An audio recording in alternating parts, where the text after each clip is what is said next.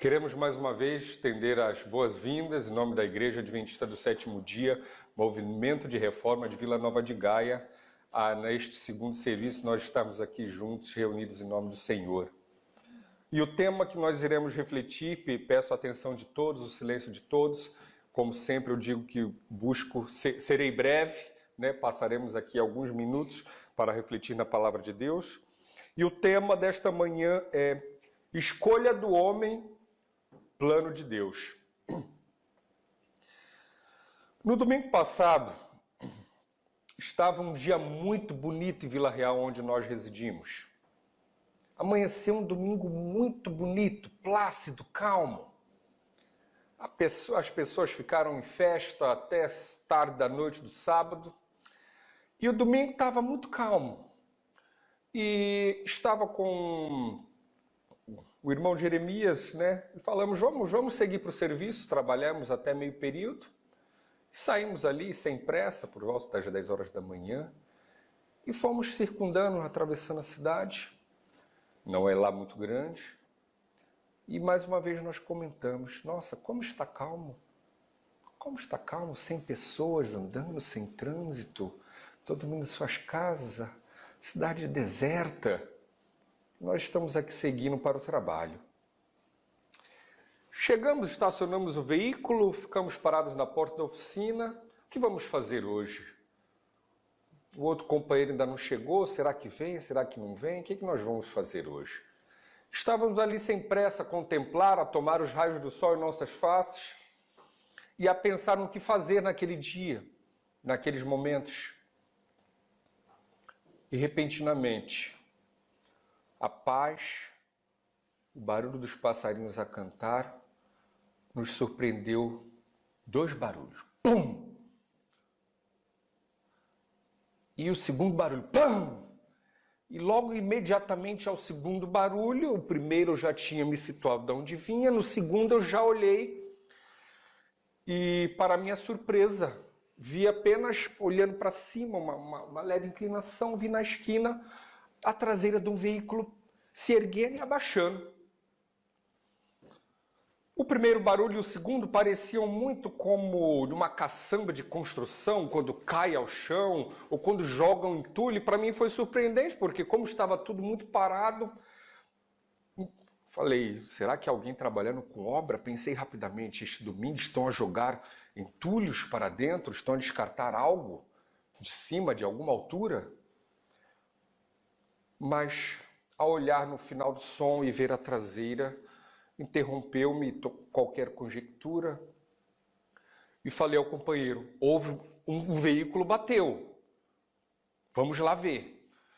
E por fim fomos caminhando e nos adentramos na esquina e olhamos e tinha uma caminhonete parada, uma carrinha parada, e pensamos, bem, como aqui é um bairro tranquilo, estava sem movimento, deve ter sido uma batida tranquila, E começamos a caminhar, começamos a tomar a subida, mas ao chegar e visualizarmos, tinha duas pessoas que estavam correndo e elas começaram a falar, tem uma pessoa presa dentro do carro, aí nós corremos.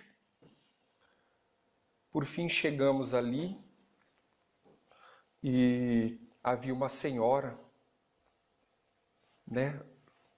Pensei até que tivesse alguém mais dentro do carro, porque a senhora estava no banco de carro, no banco do carona.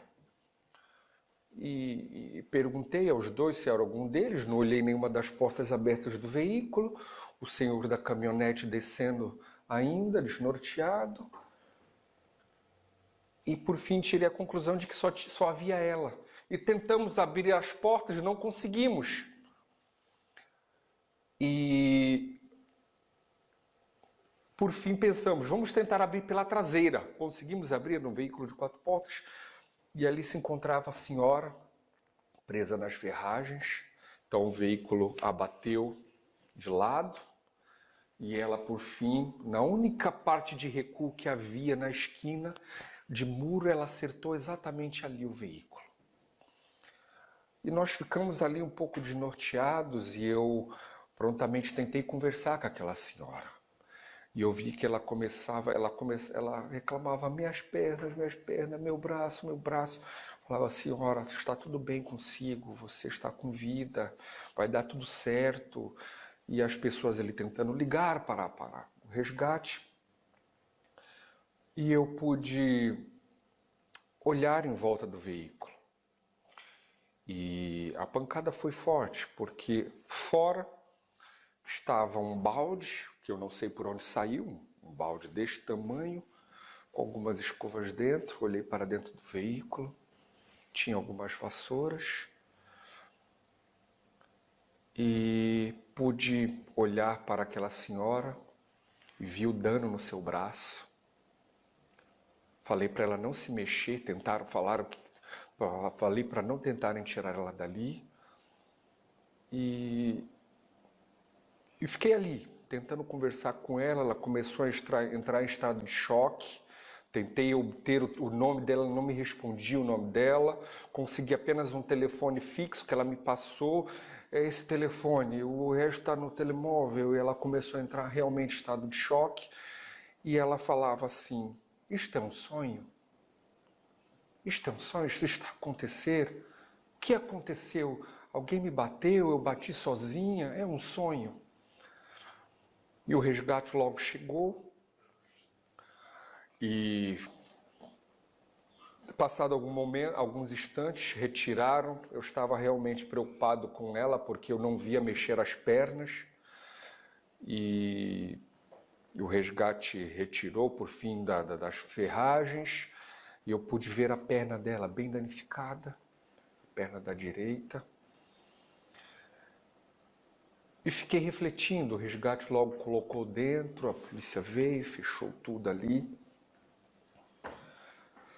E eu fiquei imaginando, esta senhora, coitada, saiu de sua residência, com certeza foi trabalhar, por tudo que eu pude ver ali, como ela estava vestida, em seu são plano, saiu de casa num belo domingo de manhã para trabalhar, e o seu plano foi interrompido por um acidente, onde jamais ela e nenhum de nós poderíamos esperar ou imaginar. Tentei várias vezes contato naquele telefone que ela me passou, mas só chamava. E por fim eu não tenho notícia da senhora, mas pelos problemas que eu vi, danos causados físicos, há alguns meses que ela vai ficar com sequelas. E com certeza não estava nos seus planos de vida. Mas eu agradeci, orei ali com ela, agradecendo a Deus, porque a sua vida tinha sido preservada. Eu não sei se o cinto de segurança se soltou ou se ela estava sem. Um dos dois. Mas certo é que o mais provável devido ao airbag ter estourado, é que ela estava sem. E eu também pude ficar refletindo que quanto escolhas nossas nos afetam e afetam as coisas da nossa vida. E nós não paramos para mensurar.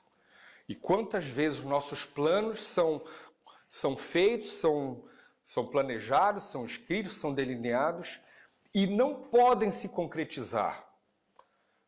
E por fim retornei, a gente ficou ali lamentando, passei o dia com o coração doendo, refletindo, pedindo que Deus tivesse misericórdia daquela senhora, que possivelmente ia ter que passar por cirurgias, que Deus a tivesse em suas mãos. Não tenho nome, não sei o nome, pedia que alguns conhecidos orassem por ela, fizessem algumas preces, mas certo é que ali eu pude presenciar uma vida humana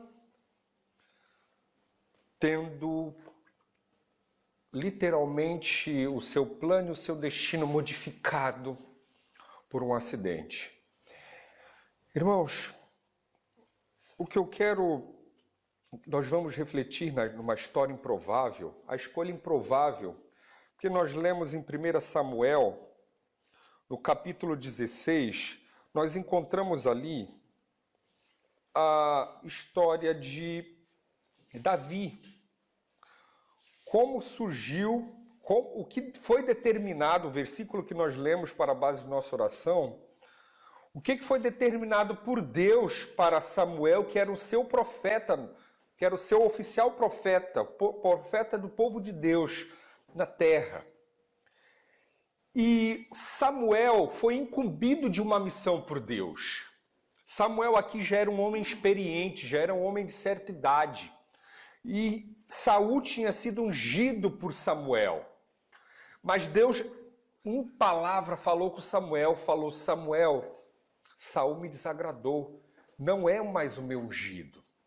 Eu tenho uma missão para você.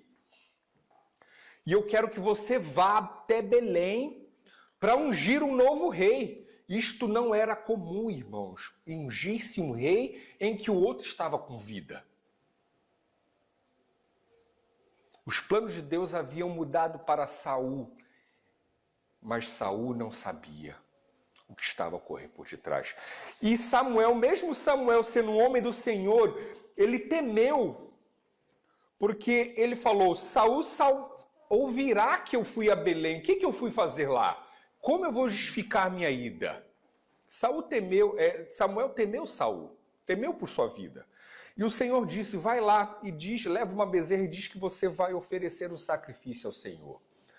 Samuel, então, um homem temente a Deus, assim o fez. Tomou o rumo, chegou em Belém, e os anciões da cidade chegaram tremendo com ele e perguntaram: é de paz a sua vinda? Ele disse: é de paz a minha vinda. Viemos, vamos nos santificar, vamos nos sacrificar juntos. E então ele, junto com os anciões, ofereceram um sacrifício ao Senhor e se achegaram à casa de Jessé, o belemita, e junto aos seus filhos. E Samuel foi para uma missão que ele não sabia ao certo o que fazer. Deus só disse: vai até Jessé, que um dos seus filhos eu decidirei que será o rei do povo de Israel. Então Samuel não sabia quem ia ser. Ele sabia o que precisava fazer, mas não fazia ideia de quem ia ser. E então pediu para Jessé: por favor, Jessé, tem uma missão aqui, me apresente todos os seus filhos. E eu imagino que deve ter sido feita uma fila, né?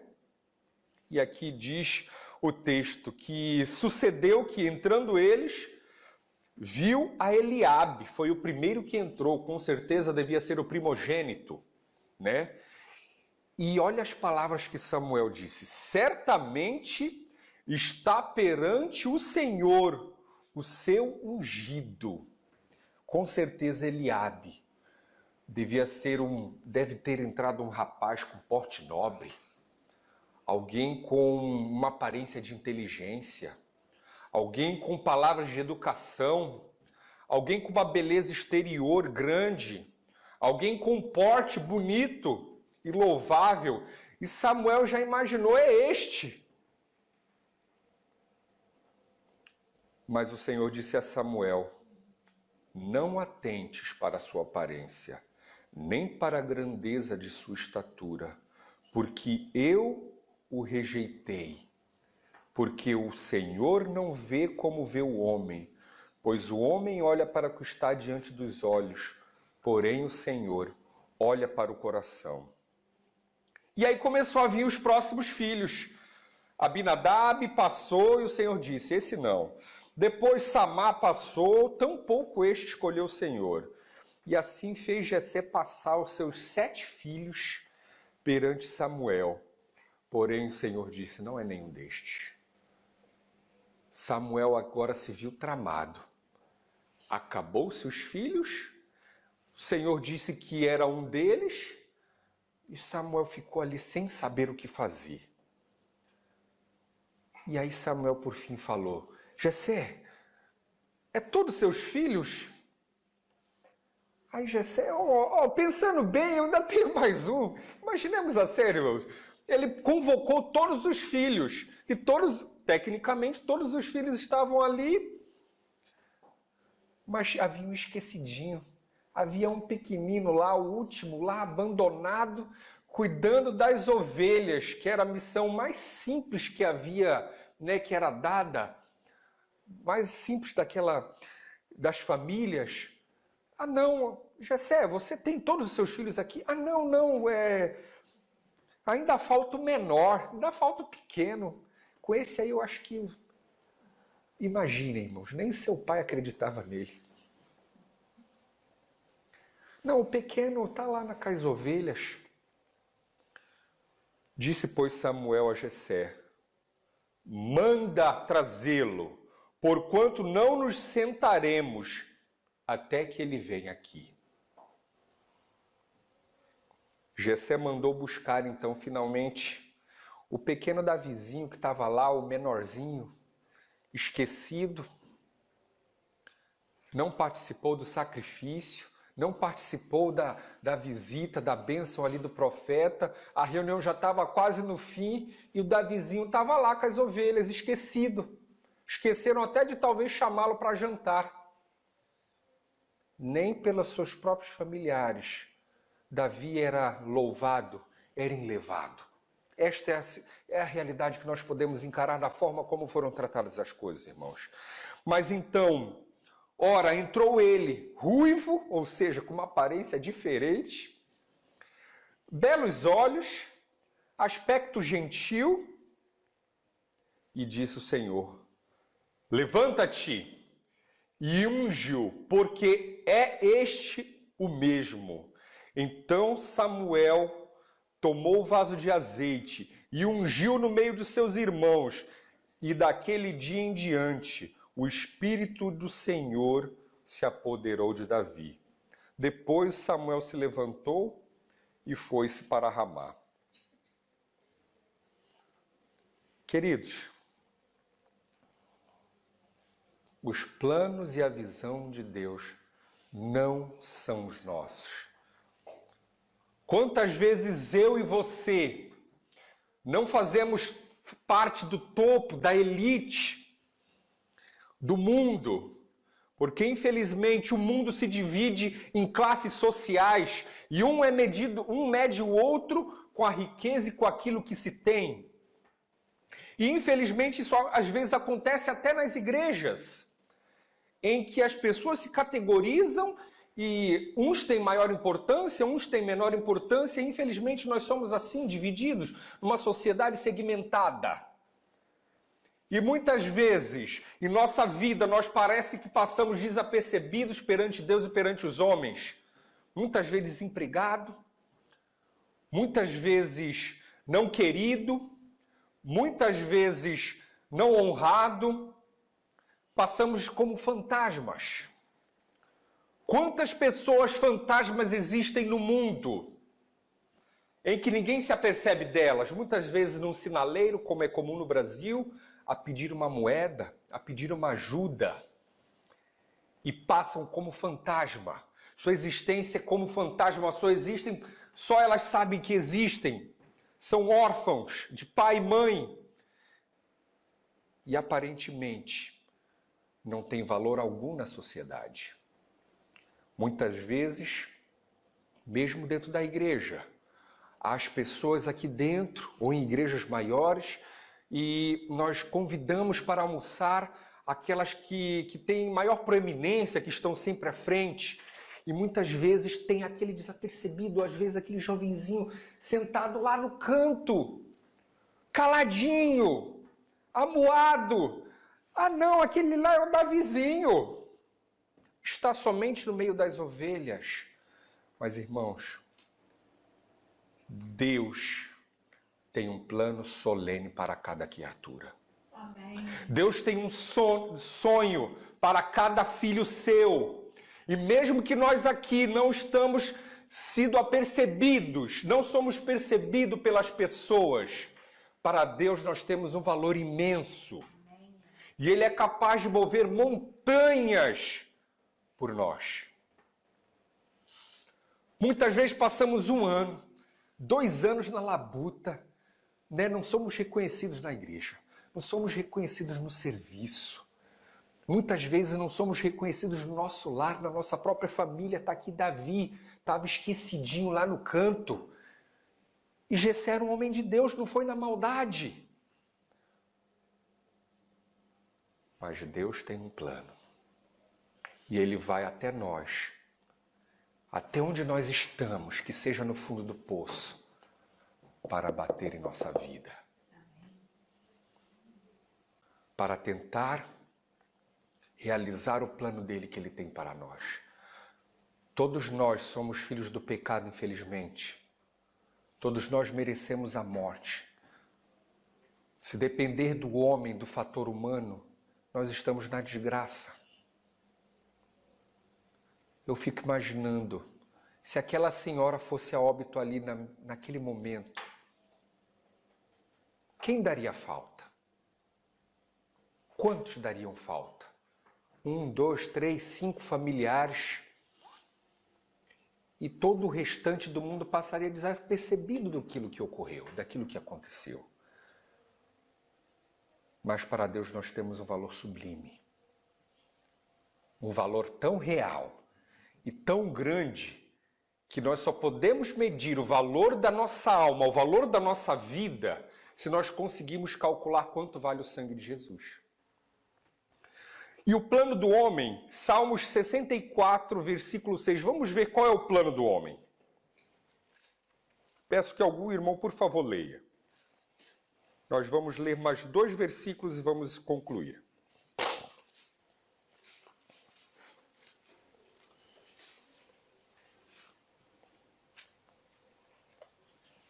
Salmos 64, versículo 6.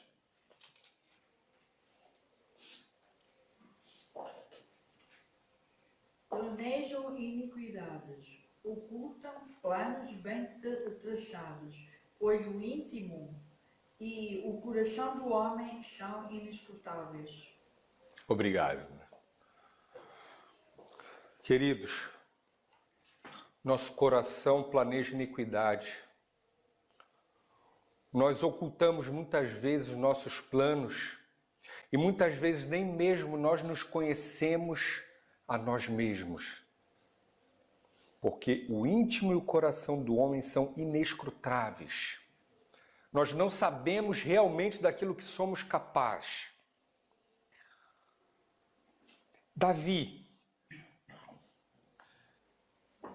Nós sabemos depois o que Davi veio a fazer. Davi venceu Golias, Davi venceu um gigante, sendo ele pequeno, sendo ele sem muitos atributos de guerra, sem ter muito preparo. Mas, queridos, Davi foi um pastor de ovelhas. E ele lá no campo buscava se esmerar por ser um bom pastor. E a maior prova que nós temos disso é que a Bíblia descreve que Davi o quê? Protegia o seu rebanho. Contra urso, contra leão. E ninguém via aquilo ali. Mas Deus vê cada coisa que se passa em nossa vida. Então o que nós podemos tirar de lição aqui? Que Davi não passou a ser o vencedor do gigante de uma hora para outra. Ele também fez a sua parte. Então Deus tem um plano, Deus tem um sonho, Deus tem um propósito, Deus tinha um propósito para a vida de Davi, mas ele também fez a sua parte. Sendo um bom pastor, mesmo que humilde, mesmo que esquecido, ele buscou dar o melhor de si. Outra parte que nós devemos nos atentar para a vida de Davi, que Deus encaminhou as coisas, é como ele se adentrou para o palácio. Saul estava atribulado, aflito, um espírito mau acudia a sua alma, e eu preciso de algum músico, alguém que acalente minha alma. E alguém lá falou, tem um jovem lá de Belém, filho de Zessé, que toca uma harpa como ninguém. Mandem trazê-lo. E a palavra de Deus diz que Deus honrou Davi, e Davi caiu no encanto, no coração de Saul, aquele a quem ele havia de substituir. Ó como Deus escreve as coisas. O que nós podemos aprender então com este detalhe? Deus faz a parte dele e cabe a nós desenvolvermos e usarmos os talentos que Deus nos dá. Aparentemente, Davi deve ter treinado lá só as ovelhas escutando ele tocar a harpa. Ninguém ligava para o seu talento, mas ele buscava desenvolvê-lo. E foi esse talento que ele desenvolveu que Deus utilizou para ele começar a galgar as estradas e os trilhos de um rei. Irmãos, cabe a nós como seres humanos buscar com o nosso humilde talento dar o melhor de nós. Porque temos um Deus que olha lá tudo de cima e no devido momento Ele vai nos honrar. Porque nós vamos ver agora qual é o plano de Deus para nós concluirmos. Jeremias 29, versículo 11. Outro irmão, por favor, leia.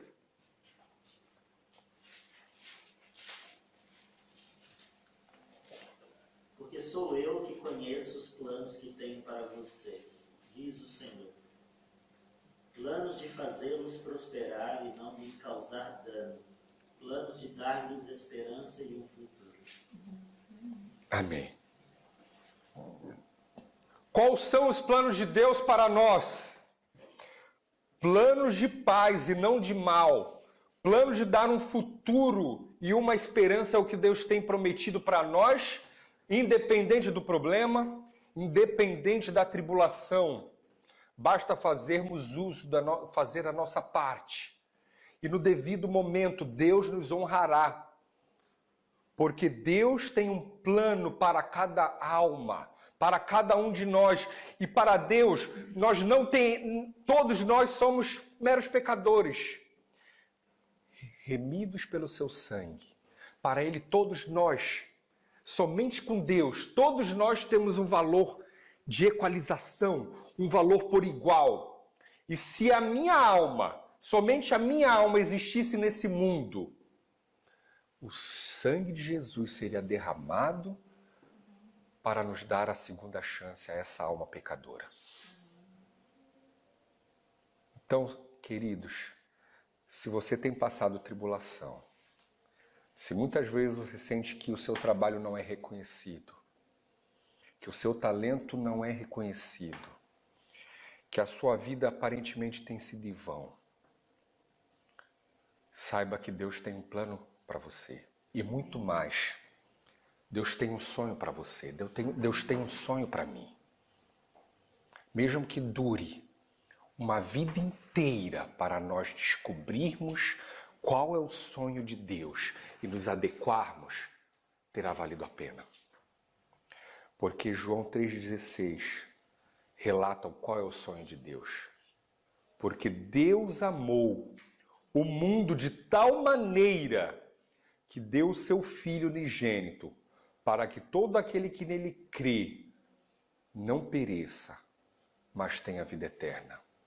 O sonho de Deus não é, sinceramente, não sei dizer qual é o sonho de Deus para você aqui nessa terra. Se é para ser rico, se é para ser pobre, se é para ser abandonado, esquecido como Davizinho. Mas o sonho de Deus principal é que você creia nele. É que eu e você tenhamos a vida eterna, para que Ele nunca mais, jamais tenha que se separar de nós.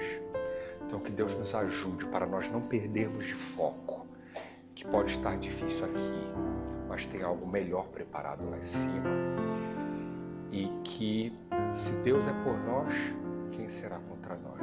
Então que Deus nos ajude para que nós possamos descobrir qual é o plano de Deus para a minha e para a sua vida, porque o sonho dele nós já sabemos, a vida eterna. Amém. Amém. Quando Jesus te chama e tu não vens, pra onde vais então? Voltas pro mundo tudo que contens, mas volta triste como ninguém, porque voltar pro fio gelado que destrói e abandonar os braços de amor do Pai, porque insistir no que te faz tão mal, no que te poupa paz.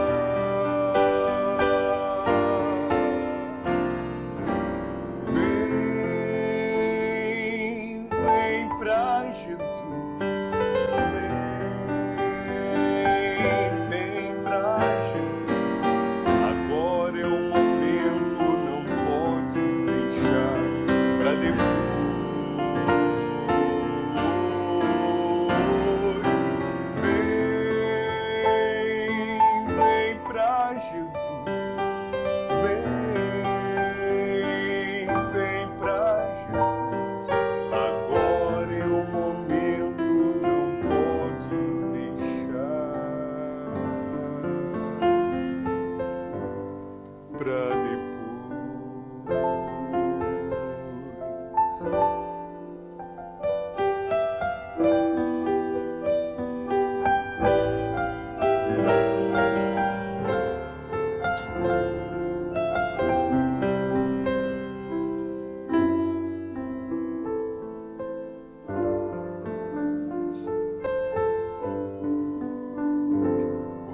Quando Jesus te chama e tu não vens, pra onde vais então? Voltar pro mundo tudo que contém, mas volta triste como ninguém. Junto de Cristo existe sempre um bom lugar, onde calor e abrigo podes encontrar, e aonde tua vida pode retomar sua força e seu vigor.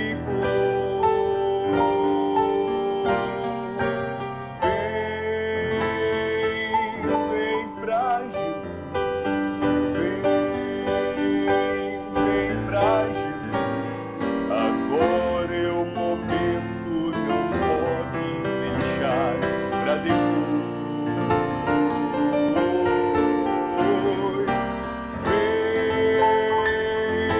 Vem pra Jesus, vem pra Jesus. Agora é o momento, não podes deixar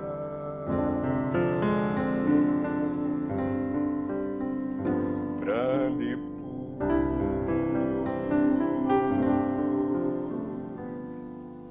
Quando Jesus te chama e tu não vens, pra onde vais?